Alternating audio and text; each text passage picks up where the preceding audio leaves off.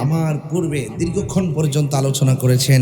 আমি যার কাছে সরাসরি পড়াশোনা করেছি এবং হুজুর শুধু ক্লাস নিয়েছেন এমন নয়, হুজুর আমি যখন হোস্টেলে ছিলাম হুজুর তাখাসুস ক্লাস করতেন রাতের বেলায়, তখন ওই ক্লাসে পর্যন্ত আমি হুজুরের কাছ থেকে দার্স নেওয়ার সুযোগ পেয়েছি এবং আমি সিয়াসিত্তার কিতাবগুলো হুজুরের কাছ থেকে অত্যন্ত ভালোভাবে আমি কিছু শ্রবণ করে হৃদয়ে ধারণ করার সুযোগ পেয়েছি।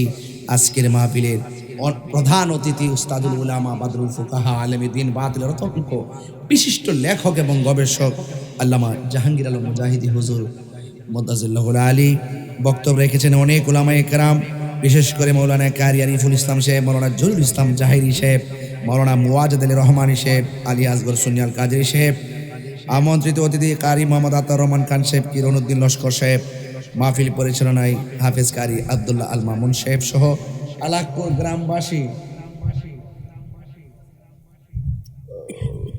গ্রামবাসী রাত্র প্রায় 11:30 বাজে।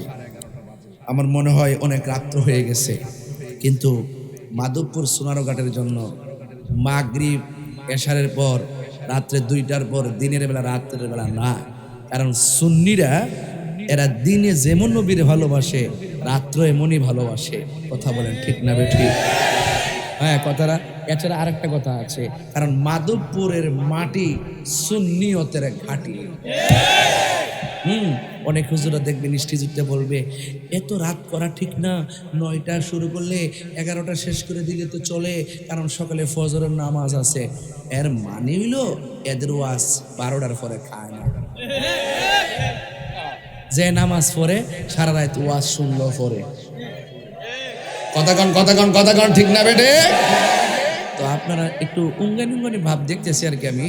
আসলে আপনারা মোটামুটি ওই যে আমার যে ফেস আছে রাগের ফেস, এই ফেসটা যখন দেখেন আপনারা চুপচাপ বইয়া থাকেন, আবার যখন একটু হাসি দিয়ে দেন আপনারা আনন্দ পান। এজন্য হাসি কান্না মায়া মমতা এভাবেই তো সংসার, ঠিক না? শুধু শাসনের নাম ইসলাম না। আমার গতকাল একজন বলেছে হুজুর আপনি তো সাংগঠনিক সচিব, এখন একটু হেকমতের সাথে সবটি গোছান। আমি কি আপনারা হেকমতের ওয়াজ জীবনে বহুত করছেন, এবার একটু জিহাদের কথা কই। হেকমত করছি তো এটা দলিলে আছে, হেকমত অবশ্যই লাগবে, কিন্তু জিহাদের তো হুকুম আছে কি না?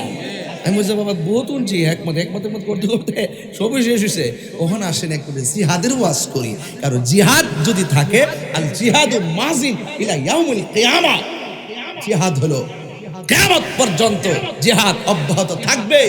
এবং রাসূল করিম সাল্লাল্লাহু আলাইহি ওয়াসাল্লাম বলছেন জিহাদের ময়দানে তলোয়ার নিয়ে নামা হলো ছোট জিহাদ, আর নিজের নফসের সঙ্গে জিহাদ করা হলো সবচেয়ে বড় জিহাদ। আমি ঠিক, দুনিয়া ঠিক। কথা বলেন ঠিক কিনা বলেন? নো দাই সেলফ, আগে নিজেকে চিনুন। যেই মহান রব্বে করিম আমাদেরকে মাহফিলে এনেছেন, শুকরিয়া তার সকলে পড়ুন আলহামদুলিল্লাহ।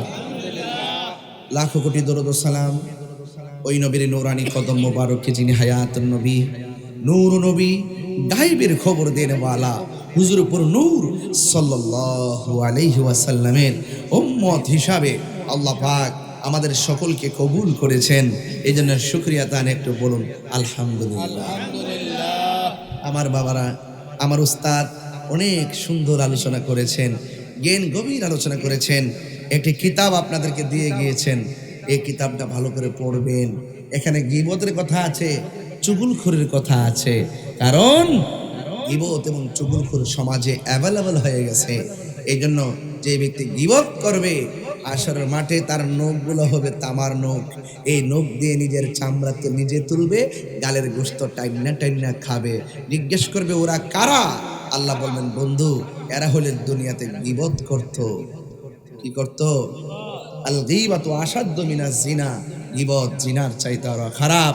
গীবতের কারণে ঝগড়া সৃষ্টি হয়, মুনাফিকির কারণে ঝগড়া সৃষ্টি হয়, চুগলখুরির কারণে ফিতনা সৃষ্টি হয়। আল ফিতনাতু আশাদ্দু মিনাল কতল, ফিতনা কতলের চাইতে আরো জঘন্য। আর কবরে যাওয়ার পরে দেখবেন চুগলখুরির জন্য শাস্তি আছে। এই জন্য আপনাদের সকলকে কিতাবটা যে দেওয়াইলাম সব কইরা, এটা আমি চাই যে মানুষ তো চলে যাবে, হুজুরে ওয়াজ করছেন 2 ঘন্টা, এই কিতাবের মধ্যে ওয়াজ আছে ঘন্টার পর ঘন্টা। আপনি অনেকগুলা তথ্য পেয়ে যাবেন। এবং যারা একটু আরবি পড়তে পারেন, কায়দা পড়তে পারেন বানান সহকারে, এরাও এই কিতাবের দলিলগুলো পড়তে পারবে। হুজুর এরাব দিয়ে লেখছে, অত্যন্ত চিন্তা করে লেখছে, কারণ স্টুডেন্টগুলো যেন তারা এই কিতাবটা পড়তে পারে। আপনারা বলুন তো, এই কিতাবটা দরকার আছিল না? আরে ছিল কি না বলেন না কেন? প্রতি ঘরে ঘরে এই সুন্নিদের কিতাব রাখবেন। আল্লাহ যেন আমাদের সকলকে বোঝার তৌফিক দান করে, বলুন আমিন। আমার বাবারা, আপনারা যারা বসছেন, আমি দেখতেছি মাঠ কানায় কানায় ভরপুর হয়ে গেছে। মনে হয় যেন মাগরিবের নামাজের আজান দিছে, আপনাদের চেহারা দেখে বুঝতে পারতেছি। তবে আপনি আওয়াজ করে বলুন, আজকের মাহফিলে এসে আমরা খুশি না বেজার? আপনার তো ঠোঁট লড়ছে না ভাই, আপনি এইভাবে চায় রইছেন, মনে হয় যেন আমার জীবনে দেখছেন না। একবারে নিরুপায় হয়, তীরহারায় দেওয়ার সাগর পাড়ি দিলেন। এর কেন একটু আওয়াজ করেন, হ্যাঁ বলেন, আমরা খুশি না বেজার? আত্মিলাকন আল্লাহু আকবার, ইয়া রাসূলুল্লাহ। একটু শরীরটা নাড়াচাড়া দিয়েন। আমি আজকে প্রথম একটু ওয়াশ করব।